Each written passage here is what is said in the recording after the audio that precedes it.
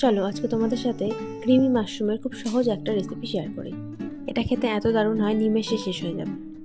Creamy mushroom বানানোর জন্য বেশ কিছুটা রসুন কুচি করে নেবো, একটা বড় সাইজের পেঁয়াজ নিয়ে সেটাকে কুচি কুচি করে নেবো, আর নিয়েছি কিছুটা স্প্রিং অনিয়ন, সেটাকেও কুচি করে নেবো। এবার মাশরুমগুলোকে ভালো করে ধুয়ে নেবো। মাশরুম ধোয়ার ভিডিও তো তোমাদের আগেই শেয়ার করে দিয়েছি, সেটা দেখে নেবে। মাশরুমগুলোকে ভালো করে পরিষ্কার করে সেগুলোকে বড় মাশরুমগুলো দুভাগ করে কেটে নেবো, ছোটোগুলোকে না কাটলেও চলবে। এবার কড়াইতে বেশ কিছুটা বাটার গরম করে প্রথমে দিয়ে দেবো রসুন কুচি, তারপর মাশরুমগুলো দিয়ে দেবো।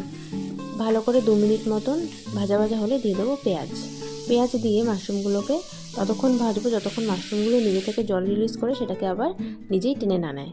প্রায় জলটা টেনে নিলেই এবার দিয়ে দেবো বেশ কিছুটা অরিগ্যানো, চিলি ফ্লেক্স, স্বাদ মতো নুন আর গোলমরিচ দিতে পারো।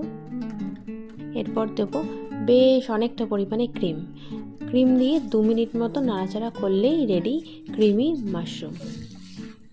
সন্ধ্যাবেলা স্ন্যাক্স হিসাবেও এটা একটা দারুণ অপশন। মাত্র 10 মিনিটের রান্না, একবার করে দেখো কি দারুণ খেতে হয়।